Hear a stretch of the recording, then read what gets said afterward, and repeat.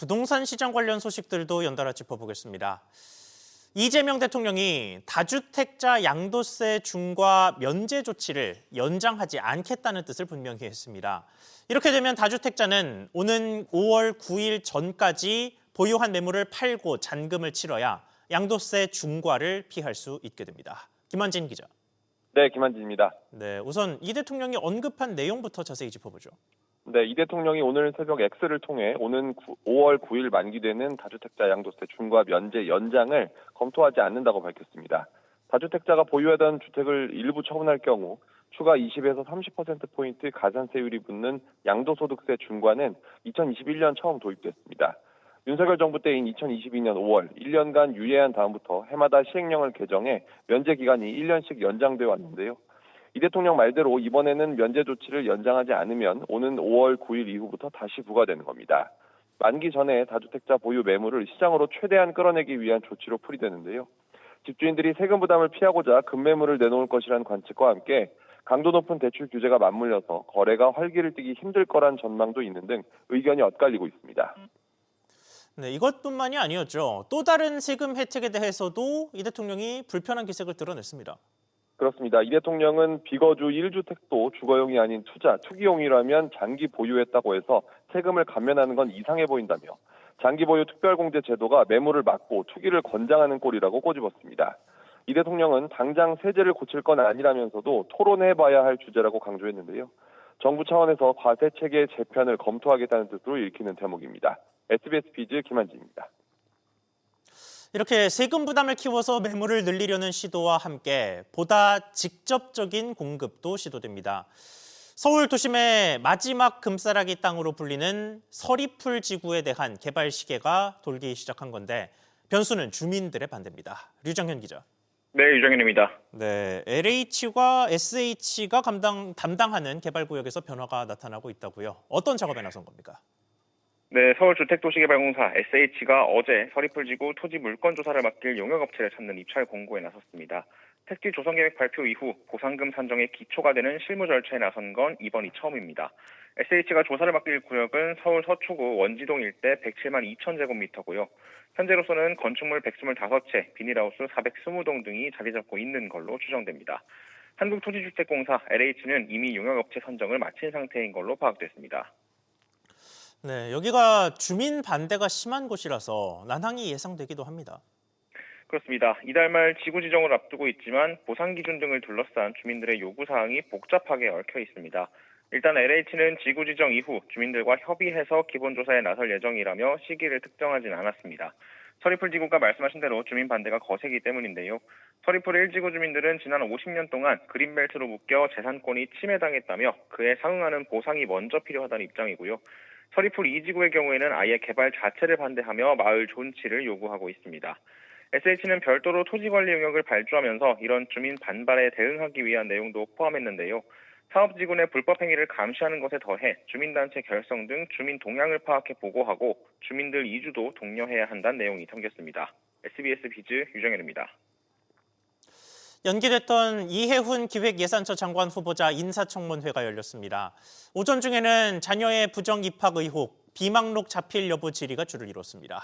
이 후보자는 사회기여자 전형으로 입학했다. 시부가 공무원 공적을 인정받아 입학했던 걸로 보인다고 말했습니다. 지웅배 기자. 네, 지웅배입니다. 네, 구체적으로 어떤 내용이었습니까? 네, 국회 재정경제기획위원회는 오늘 이해훈 후보자 인사청문회를 열었는데요. 앞서 이 후보자 장남이 연세대학교에 입학한 것과 관련해 이 후보자는 서면 답변으로 다자녀 전형을 통한 입학이라고 설명했습니다. 국민의힘 최현석 의원은 당시 연세대엔 다자녀 전형이 없었다며 비판에 운을 뗐습니다. 이 후보자는 이에 대해 처음에 질문받았을 때 17년 전의 일이고 아들이 셋이라 혼선이 있었다며 사회기여자 전형으로 입학했고 착각한 부분에 대해 잘못은 인정한다고 밝혔습니다. 국민의힘 최현석 의원은 거짓말이라며 국위선양한 가족이 누구냐는 지적으로 목소리를 높였습니다. 이와 관련해 이 후보자는 장남은 사회기여자 전형으로 입학했다며 시아버지가 공무원일 때 공적을 인정받아 청조 근정 훈장을 받았다고 덧붙였습니다. 비망록의 의혹 여부에도 답했죠. 네, 이 후보자는 비망록을 본인이 썼느냐는 이미자 위원장 질문에 제가 작성한 것이 아니다라며 저는 한글 파일로 이런 것을 만들지 않았다고 말했습니다.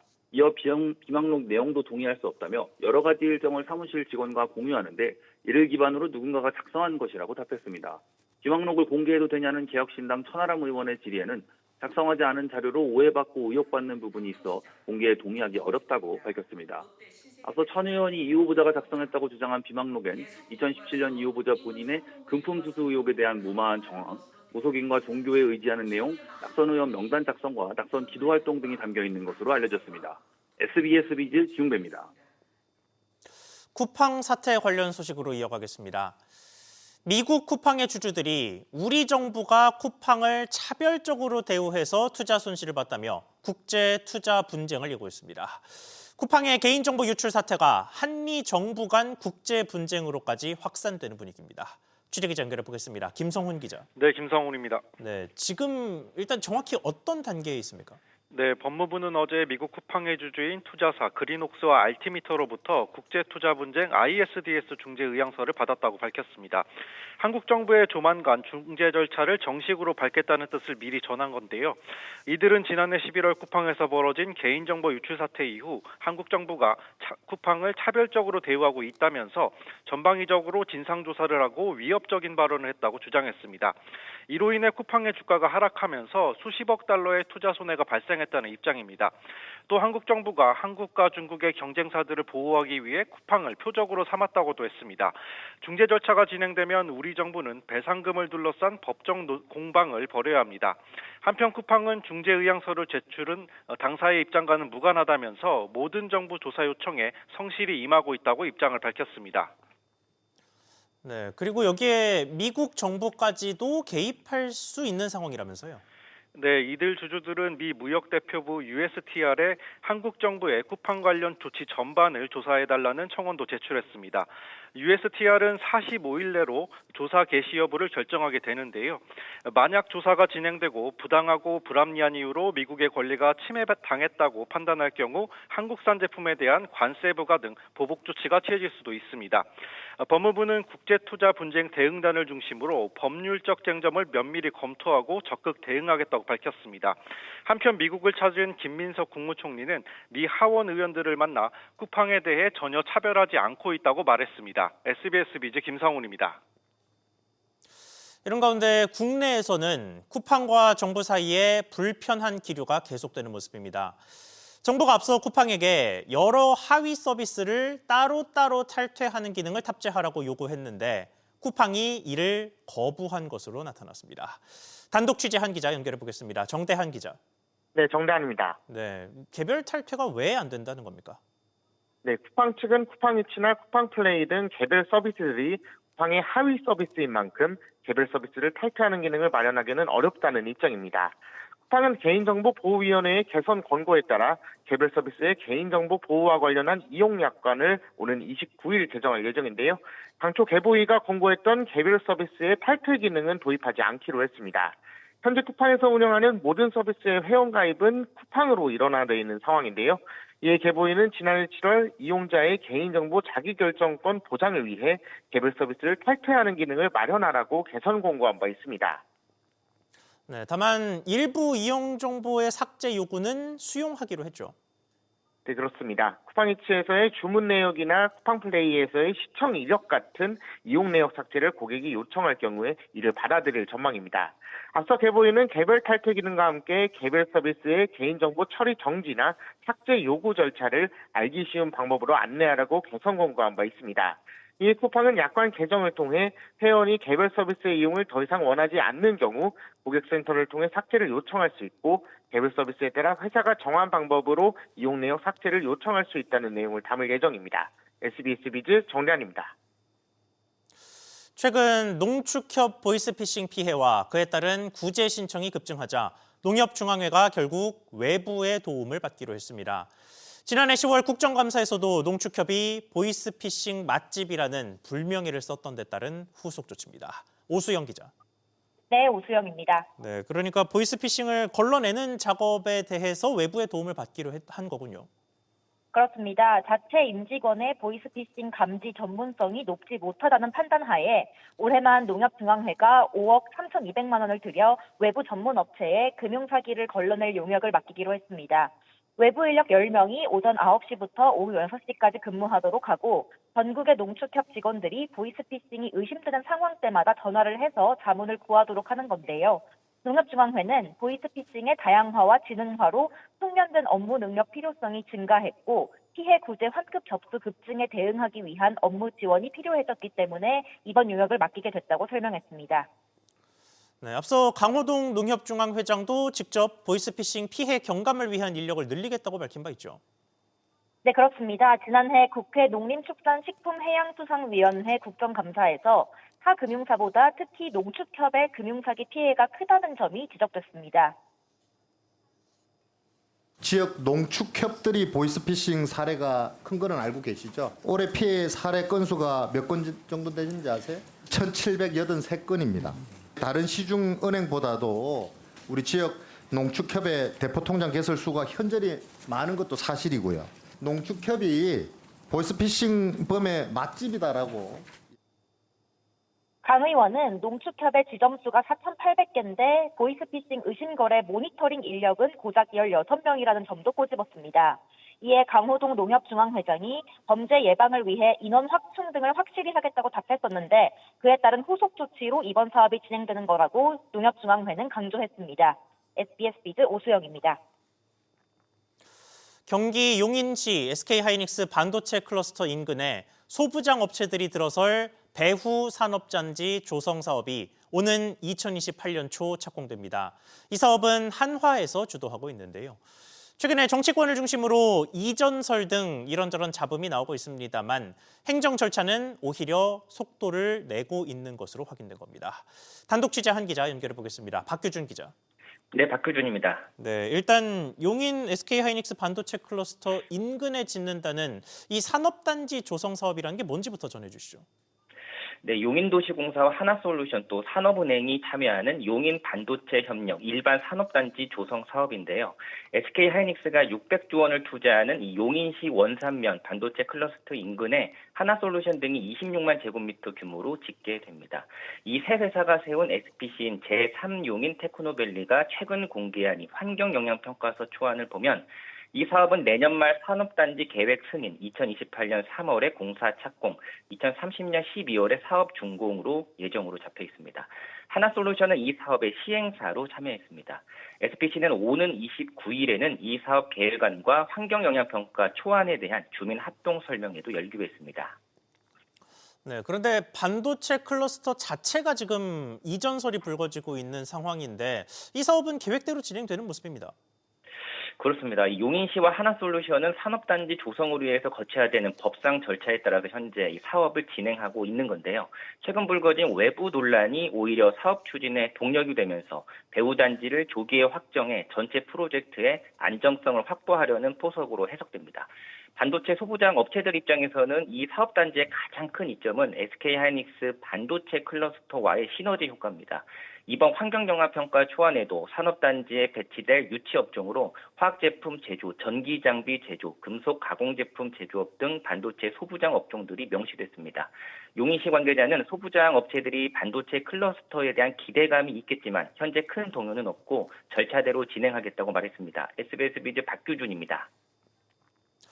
현대자동차 노동조합이 휴머노이드 로봇의 생산 현장 투입을 두고 강경한 반대 입장을 밝혔습니다. 현대차가 CES에서 공개한 로봇 아틀라스를 둘러싸고 노사 갈등이 본격화되는 모습인데요. 자세한 내용 취재기자 연결해서 알아보겠습니다. 이한나 기자. 네, 이한나입니다. 네, 현대차 노조가 로봇 투입에 대해서 강하게 반발하는 모습입니다. 네, 현대차 노조는 휴머노이드 로봇의 생산 현장 투입에 대해 단 한 대의 로봇도 현장에 들어올 수 없다며 전면전을 선언했습니다. 노조는 인건비 절감을 위해 인공지능 로봇 투입이 가시화되고 있다며 노사 합의 없는 신기술 도입은 절대 용납할 수 없다고 경고했습니다. 이번 반발은 현대차 그룹이 최근 CES에서 공개한 휴머노이드 로봇 아틀라스의 생산 현장 도입 계획을 정면으로 겨냥한 겁니다. 네, 구체적으로 어떤 부분을 문제 삼고 있는 겁니까? 네, 노조는 아틀라스가 대량 양산돼 생산 현장에 투입될 경우 고용 충격이 불가피하다고 우려했습니다. 평균 연봉 1억 원을 기준으로 24시간 가동 시 3명의 인건비는 연 3억 원이 들지만 로봇은 초기 구입비 이후 유지비만 발생해 현대차에게만 유리한 구조라고 지적했습니다. 또 미국 조지아주 현대차 메타플랜트 아메리카 공장 증설 계획과 관련해서도 노조는 국내 공장의 상당 물량을 미국 공장으로 이전하겠다는 의도를 노골적으로 드러낸 것이라고 밝혔는데요. 이 계획이 국내 공장의 물량 부족과 고용 불안을 초래할 수 있다는 주장입니다. 현대차 노조는 노사관계 파탄을 원한다면 그 끝을 보여줄 것이라고 말했습니다. SBS 비즈 이한나입니다. 이번에는 소비와 관련된 소식들 짚어보겠습니다. 해외여행을 갈 때 잠깐 쉬어가는 공항 라운지, 이게 신용카드를 고를 때 중요한 기준으로 꼽는 분들이 많습니다. 이번에는 KB 국민카드가 글로벌 프리미엄 라운지 대신 이용 범위가 제한적인 서비스로 바꾸면서 사실상 혜택 축소라는 불만이 나오고 있습니다. 이민후 기자. 네, 이민호입니다. 네, KB 국민카드도 공항 라운지 혜택을 줄였다고요. 네, KB 국민카드는 헤리티지 스마트카드를 비롯해 베브 일부 시리즈 등의 해외공항 라운지 서비스를 변경했습니다. 이 네 종의 카드는 모두 연회비를 내고 해외여행 이용 시 가성비 높은 혜택을 제공하고 있는데요. 기존에는 프리미엄 라운지와 제휴한 프라이오리티 패스 PP를 제공하고 있는데 다음 달 24일부터 적용 범위가 제한적인 더 라운지로 바뀝니다. PP는 전 세계 1,800여 개 라운지가 대상인 반면 더 라운지는 1,300여 개로 숫자가 적고 또 서구권 여행 시에는 PP만 제공하는 라운지도 더 존재합니다. 이러다 보니 카드 이용자들 사이에서는 사실상 계약이라는 불맨 소리도 감지되고 있습니다. 이외에도 KB 국민카드는 편리성을 앞세운 라운지 키를 제공하던 카드 3종 역시 더 라운지로 서비스를 변경했습니다. 네, 이게 한 카드사만의 문제는 아닐 테고 카드사들이 전반적으로 부가 서비스를 줄이는 추세입니다. 그렇습니다. 지난해에는 하나카드, 그보다 앞서 2024년에는 신한카드와 부산은행 카드도 유사하게 공항 라운지 혜택을 축소했습니다.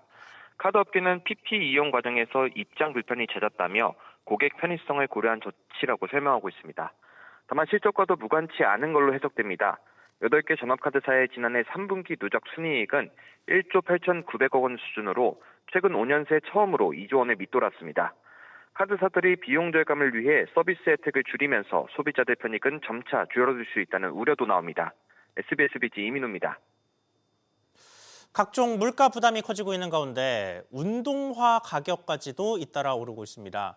이에 더해 명품 브랜드들의 줄인상도 이어지는 모습인데 취재기자 연결해서 알아보겠습니다. 신채연 기자. 네, 신채연입니다. 네, 우선 운동화 가격이 또 어디서 올랐습니까? 네, 아식스가 이달 들어 일부 운동화 가격을 11%대 올렸습니다.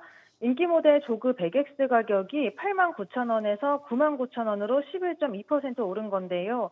아식스 코리아는 고환율과 원부자재 가격, 인건비 상승으로 원가 부담이 커져 가격을 조정하게 됐다고 설명했습니다.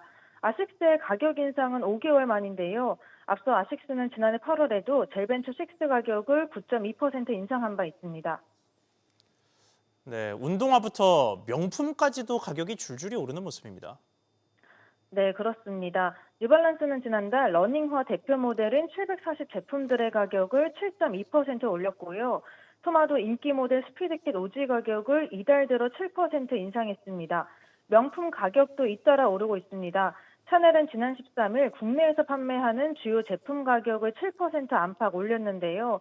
이에 따라 대표 제품인 클래식 맥시 핸드백 가격이 2천만 원을 넘었습니다. 에르메스도 최근 일부 가방과 의류 제품 가격을 5%에서 10% 올렸습니다. 루이비통도 조만간 가격 인상에 나설 것으로 보이는데요. 루이비통은 지난해 1월과 4월, 11월에 일부 제품 가격을 올린 바 있습니다. 명품업계에선 한 해에 수차례 가격을 올리는 N차 인상 기조가 이어지고 있습니다. SBS 비즈 신채원입니다. 최근에 시중 식당 등에서 유통되는 국간장에서 암을 유발할 수 있는 유해 성분이 기준치를 40배 이상 초과해 검출되면서 충격을 줬습니다.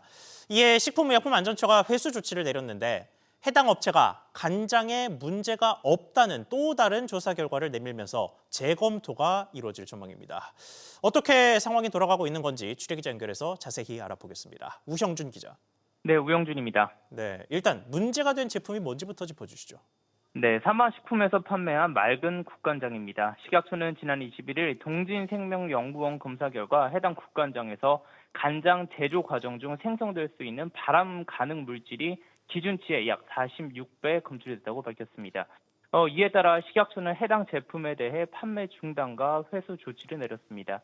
하지만 사마식품 측은 판매 전에 의뢰했던 두 곳의 검사 기관에서는 이 물질이 검출되지 않거나 0.01mg/kg 수준으로 기준에 충족했다며 재검사를 요청했습니다. 의뢰했던 검사 기관은 한국식품과학연구원과 동진생명연구원으로 모두 식약처가 인증한 기관이었습니다.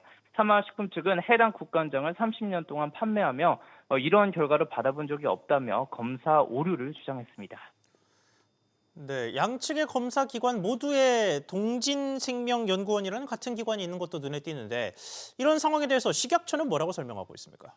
네, 식약처 관계자는 실험에 사용된 샘플 차이 가능성도 배제할 수 없다며 3회 반복 실험을 거쳐 해당 결과가 나왔다고 설명했습니다. 통상 식약처는 초기 검사 결과를 근거로 우선 판매 중단과 회수 조치를 내리지만 업체의 이의 신청이 있을 경우 재검사와 추가 검토를 통해 회수 조치 철회 등을 최종 판단합니다. 식약처는 지난해 오징어 뼈 원료 식품과 단백질 쉐이크 제품에서도 초기 검사 결과로 회수 조치를 내렸다가 추가 검토와 재검사 이후 이를 철회한 바 있습니다. 다만 업계는 회수 조치가 철회된다고 해도 이미 브랜드 이미지에 피해를 입게 된다며 교차 검증 등의 대안이 필요하다고 지적합니다. SBS 비즈 우영준입니다. 반도체 중심의 수출 호조 속에 주가도 오르면서 소비자들이 느끼는 체감 경기가 개선됐습니다. 한국은행에 따르면 1월 소비자 심리지수는 110.8로 전월 대비 1포인트 올라 2.5포인트 떨어졌던 지난해 12월 이후 한 달 만에 소폭 반등했습니다. 한은은 지속적인 수출 증가세와 정부의 경제 성장 전략 기대, 주가 상승과 소비 회복세 등이 지수 상승을 이끌었다고 설명했습니다. 지난해 말까지 소액 연체된 빚을 모두 갚은 292만 8천 명의 신용이 회복됐습니다. 금융위원회는 소액 연체 채무를 전액 상환한 개인 257만 2천 명과 개인 사업자 35만 6천 명의 신용 점수가 회복됐다고 밝혔습니다. 일반적으로는 연체된 빚을 다 갚아도 최장 5년간 금융거래가 제한되지만 이번 조치로 기한 내 빚을 갚은 개인은 즉시 연체 이력 정보가 지워져 대출 이용과 카드 발급 등이 가능해졌습니다.